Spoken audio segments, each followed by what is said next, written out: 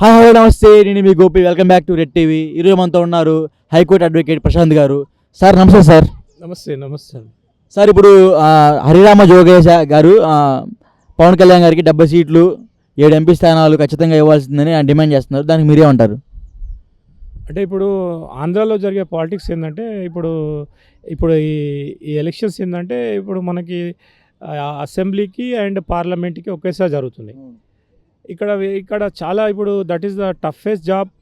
ఇప్పుడు election commission కూడా అదొక పెద్ద టఫెస్ట్ జాబ్ అయిపోయింది. ఎందుకంటే ఇప్పుడు that is a very famous. ఇప్పుడు రాజశేఖర్ రెడ్డి గారి కుమారుడు ముఖ్యమంత్రిగా ఉన్నారు. తర్వాత మన సమైక్య ఆంధ్రప్రదేశ్లో ఉన్న చంద్రబాబు నాయుడు గారు ఆపోజిషన్లో ఉన్నారు. తర్వాత ఇప్పుడే మన రాజకీయాల్లో మంచి కళాకారు పేరు తెచ్చుకున్న పవన్ కళ్యాణ్ గారు, ఆయన కూడా ఇప్పుడు రేస్లో ఉన్నారు. మంచి ముందు is a favourite bet in the politics now. అయితే ఇక్కడ జరిగేది ఏంటంటే ప్రజలకు కూడా ఇప్పుడు వాళ్ళకు కూడా ఈ ఎలక్షన్స్ అనేవి వెరీ ఇంట్రెస్టింగ్ అయిపోయినాయి. అంటే ఇట్ ఈజ్ ఆల్సో వాళ్ళకు కూడా ఒక టెస్ట్ లాంటిది ప్రజలు కూడా. ఎందుకంటే ఒకటేసారి ఎమ్మెల్యేని ఎన్నుకోవాలి, ఒకటేసారి ఎంపీని ఎన్నుకోవాలి. అయితే ఇక్కడ జరిగేది ఏంది, మరి ఎమ్మెల్యే ఎంపీ ఒకే పార్టీకి ఉంటే మనకు లాభం జరుగుతుందా? ఒకవేళ ఎంపీ వేరే పార్టీ అభ్యర్థి అయి, లేదంటే ఎమ్మెల్యే ఇక్కడ స్థానికంగా లోకల్ పార్టీ అభ్యర్థి అయి గెలిస్తే ఎలా ఉంటుంది అనే విషయాల మీద వాళ్ళకు కూడా చాలా ఒక హోంవర్కే ఇప్పుడు ఈ ఎలక్షన్లు ఇచ్చాయని నేను భావిస్తున్నా. ఎందుకంటే రీసెంట్గా తెలంగాణ జరిగినాయి ఓన్లీ ఎమ్మెల్యేకి జరిగినాయి. ఇప్పుడు మళ్ళీ మాకు గ్యాప్ వచ్చింది తెలంగాణ ఓటర్స్కి. మంచిగా ఆలోచించుకొని ట్రెండ్ని బట్టి ఓటేసే అవకాశం ఉంది తెలంగాణ ఓటర్స్కి. కానీ అక్కడ ఇప్పుడు ఆంధ్రాలో ఉన్న పరిస్థితి చాలా వెరీ ఏమంటారు, చాలా క్లమ్జీ ఉంది. ఓటర్స్ కూడా చాలా స్పీడీగా జరిగే అవకాశం ఉంది. చూస్తుండగా డేట్స్ వచ్చేస్తున్నాయి. అయితే ఇక్కడ రీసెంట్గా ఏంటంటే ఇప్పుడు జరుగుతున్నది ఎవరికి ఎన్ని సీట్లు జరుగుతున్నాయని వచ్చింది. ఇప్పుడు రీసెంట్గా ఒక సర్వే ఏం రిపోర్ట్ ఇచ్చిందంటే, సర్వే రిపోర్ట్ ప్రకారము ఇండియాలోనే థర్డ్ ప్లేస్లో ఉందంట జగన్ గారి పరిపాలన. ఇండియాలో ఇట్స్ పాజిటివ్ వచ్చిందండి. పాజిటివ్ వచ్చింది గోపి గారు. అయితే ఆయన చేసిన పథకాలని వచ్చింది అక్కడ. అంటే మనకు సర్వే రిపోర్ట్స్ అనేవి హౌ ఇట్ ఈజ్ అథెంటిక్ అనేది it no one knows. But report రాగానే ఎవ్రీబడి ఇప్పుడు బిఫోర్ ది పాలిటిక్స్ ఇలాంటివి చాలా వస్తుంటాయి. అదే ఇప్పుడు ప్రాక్టికల్గా మనం చూసేది ఆంధ్రప్రదేశ్ రాజకీయాలలో షర్మిల గారు కాంగ్రెస్ పార్టీకి అధ్యక్షురాలు కావడం అదొక ట్విస్ట్. అది ఇప్పుడు ఎందుకంటే కాంగ్రెస్ పార్టీ అనేది ఒక జాతీయ పార్టీ. దాంట్లో ఇప్పుడు ప్రత్యర్థిగా ఉన్న సొంత అన్నకి ఆమె పార్టీ కావడం, ఆమె మరి కాంగ్రెస్కు అధికారాన్ని ఇవ్వడానికి ఆమె కూడా ఒక పార్టీ కార్యకర్తలాగా, ఒక పార్టీ నాయకురాలాగా బంధుత్వాలని మర్చిపోయి సొంత అన్ననే ఒక ప్రత్యర్థిగా చేసుకొని ఆయన పైన విమర్శలు చేయడం అనేది కూడా it is going to it's been attracted by the media and people of the Andhra Pradesh. ఇంకేం జరుగుతుంది? సీట్లు సార్ మనకి మెయిన్ అయితే ఇప్పుడు హరిరామ జోగ గారు చెప్పారు కదా, సీట్లు జనసేనకి ఖచ్చితంగా 70 సీట్లు ఇవ్వాలి, లేకపోతే పొత్తులో తేడాలు వస్తాయని చెప్పాడు. ఆ సీట్ల గురించి చెప్పండి సార్. జోగయ్య గారు మాజీ మంత్రి, ఆయన అనుభవం ఉన్న వ్యక్తి రాజకీయాలలో.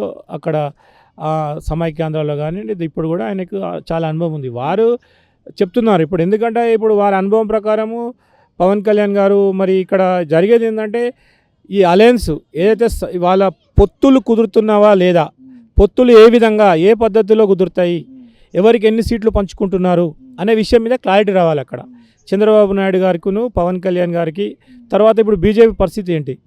అయితే మన ఫ్రెండ్స్ ఒక్కటి మనం అబ్జర్వ్ చేస్తే పవన్ కళ్యాణ్ గారి రోల్ ఎట్లుందంటే, అటు నరేంద్ర మోడీ గారితో, బీజేపీతోని, పురంధేశ్వరి గారితో, అక్కడ బీజేపీ అధ్యక్షురాలు కదండి. తర్వాత ఇప్పుడు ఏంటంటే నెక్స్ట్ చంద్రబాబు నాయుడు గారితో, వాళ్ళతోని ఆయనకు అందరితో ఇప్పుడు అక్కడ సన్నిహిత సంబంధాలు కనిపిస్తున్నాయి. ఇప్పుడు ఇంకోటి ఏంటంటే ఇప్పుడు షర్మిల గారు కూడా జగన్ గారికి వ్యతిరేకంగా వాళ్ళు పనిచేయడం జరుగుతుంది. ఎందుకంటే పార్టీ పరంగా, తర్వాత వాళ్ళ వ్యక్తిగత కారణాలతో. ఇప్పుడు ఈ సినారియోలో ఎంటైర్ సీన్లో జగన్ గారు వన్ సైడ్ కనిపిస్తున్నారు, ఇక మోరాల్లెస్ వీళ్ళందరూ అదర్ సైడ్ కనిపిస్తున్నారు. అంటే the race between Jagan and all these political parties. అయితే ఇక్కడ లోకల్గా చూసుకుంటే ఈ మన అసెంబ్లీ ఆ, ఎన్నికలలో ఓటరు స్థానిక నాయకుడికి ఎక్కువ ప్రాధాన్యత ఇస్తాడు. ఒకటి చెప్తున్నాను నేను. అంటే అక్కడ local politics, caste politics, how they are going to play అనేది it depends on the leader of the constituency. అక్కడ స్థానికంగా ఉండే వ్యక్తి మీద ఉంటుంది. అయితే అక్కడ ఇప్పుడు మెజారిటీ సీట్లు అడుగుతున్నారండి. ఇప్పుడు 70 సీట్లు ఇవ్వమంటున్నారు పవన్ కళ్యాణ్ గారికి. కరెక్టే, 70. కానీ అక్కడ ఉన్న పరిస్థితిని బట్టి పవన్ కళ్యాణ్ గారికి 70 వేస్తే అక్కడ మ్యాక్సిమం పాసిబిలిటీ ఉందో 70, 80 అనేది. మరి అక్కడ టికెట్ షేరింగ్ అనేది అక్కడ ఏ ఫార్ములాలో, ఎక్కడ వాళ్ళ ఈక్వేషన్స్ ఎట్లుంటాయో, వాళ్ళ అనాలిసిస్ ఎట్లుంటాయో, వాళ్ళకు సమాధానం ఎట్లుంటుందో, అక్కడ ఓటర్ నాడి ఏ విధంగా ఉందనేది వాళ్ళు పరిశీలించిస్తారు. ఇప్పుడు వారు చేస్తున్నారు. అక్కడ ఇప్పుడు ఆల్రెడీ న్యూస్ పేపర్లో వచ్చింది కొన్ని ఏరియాలలో, కొన్ని ఇప్పుడు వైజాగ్ లాంటి కొన్ని ప్రదేశాలు ఎవరికి ఇవ్వాలి, ఎట్లా ఇవ్వాలి, వెస్ట్ గోదావరి ఎవరికి ఇవ్వాలి, ఇంకా ఫేమస్ ప్లేసెస్లలో ఎవరికి ఇవ్వాలి అనేది కొన్ని ఆల్రెడీ డిసైడ్ అయిపోయినాయి. కానీ అక్కడ ఏంటంటే ఓట్ షేరింగ్ అనేది ఇప్పుడు ఆ షేరింగ్ అక్కడ బలమైన వ్యక్తి, ఇక్కడ ఎవరికైనా నాయకుడికి స్థానికంగా ఎవరైనా చూసి ఏంటంటే ఈ కంటెస్టెంట్ ఉంటారు కదండి, ఎమ్మెల్యే క్యాండిడేట్ కానివ్వండి, ఎంపీ క్యాండిడేట్ కానివ్వండి, ప్రజల లోపల ఎలాంటి సంబంధం ఉంది. ఇప్పుడు ఎవరైనా మోరాలెస్గా నాయకుడు స్ట్రాంగ్గా ఉంటే తప్పకుండా గెలుపొందుతాడు. ఇప్పుడున్న ట్రెండ్ ఏంటంటే జగన్ గారికి యాంటీ ఇన్కంబెన్సీ అనేది కొంచెం ఉంటుంది. ఎవరికైనా ప్రజలు కొంచెం మార్పు కోరుకుంటారు. అంటే ఎవరికైనా మనం కూడా ఇంట్లో ఉండి ఊకే అప్పుడప్పుడు మనమే మన ఫ్యామిలీ మెంబర్స్ మీద బోర్గా ఫీల్ అవుతాం అప్పుడప్పుడు. అట్లనే కొంచెం అది ఆ హ్యూమన్ సైకాలజీ ఏంటంటే కొంచెం మార్పు కావాలి అనేది కోరుకుంటారు. ఫైనల్గా ఎన్ని సీట్లు వస్తాయంటారు జనసేన, చెప్పండి? నేను స్టార్టింగ్ నుండి చెప్తున్నా, జనసేనకి ఇప్పుడు ఒక గౌరవప్రదమైన ఒక 50+ సీట్లు వచ్చే అవకాశం ఉందని నా ఒక ఆలోచన ఇది.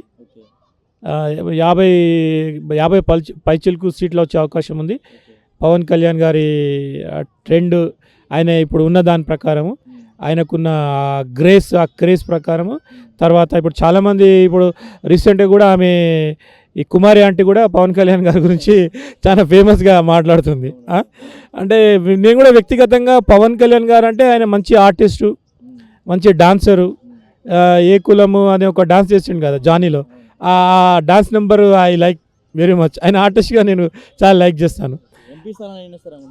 ఎంపీ ఇప్పుడు అక్కడ ఉన్న అవుట్ ఆఫ్ దాంట్లో వాళ్ళకి మినిమం ఒక 8 అన్ని ఇవ్వాలనేది అక్కడ డిమాండ్ ఉంది. 8 కానీ 10 కానీ ఇవ్వాలి.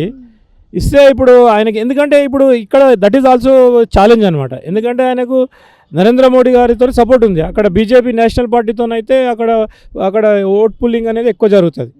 దానికి పవన్ కళ్యాణ్ గారు మరి అక్కడ స్థానికంగా బీజేపీ అధ్యక్షులు మన నరేంద్ర మోడీ గారి, అమిత్ షా గారి స్ట్రాటజీ ప్రకారము వాళ్ళు గెలుపు గుర్రాలను ఎంచుకొని వాళ్ళు ఏ విధంగా ఇచ్చినా కూడా ఇప్పుడు it's going to be a very interesting politics, అది జరుగుతుంది. కాబట్టి లెట్ అస్ సీ అక్కడ హౌ ఫార్. ఇప్పుడు టికెట్ వస్తున్నాయి ఇప్పుడు కొన్ని ప్రదేశాలలో. ఇప్పుడు మనకు ఇక్కడ పక్కనే రాష్ట్రం కాబట్టి మనం దీన్నే బేస్ చేసుకుందాం. ఇప్పుడు ఇక్కడ సిటీ హైదరాబాద్లో ఉన్న ప్రభావం అనేది ఆ ఊర్లో చేంజ్ అయిపోయింది. మన ఇక్కడ రీసెంట్ పల్లెలలో ఓటర్ నాడి మారిపోయింది. ఇక్కడ సిటీ డెవలప్మెంట్ చూసి ఇక్కడ సిటీలో ఓట్లు వచ్చినాయి. మరి అక్కడ అర్బన్ ఓట్స్ ఎట్లున్నాయి, రూరల్ ఓట్స్ ఎట్లున్నాయి, అక్కడ ఏం ట్రెండ్ ఉంది, అండ్ మన charismatic personality of the leader will also taken in to account. Okay, Prashant garu ఇప్పుడు చెప్పింది ఏంటంటే జనసేనకి 50 పైచలుగా ఎమ్మెల్యే స్థానాలు వస్తాయి, 7 నుంచి 10 స్థానాలు ఎంపీ స్థానాలు వస్తాయని ప్రశాంత్ గారు చెప్తున్నారు. హరిరామయ్య గారు చెప్పిన దానికి ప్రశాంత్ గారు చెప్పిన దానికి పెద్ద తేడా లేదు, అంత ఒక నెంబర్ గ్యాప్ ఉంది అంతే. సో మరి అది థ్యాంక్ యూ సార్.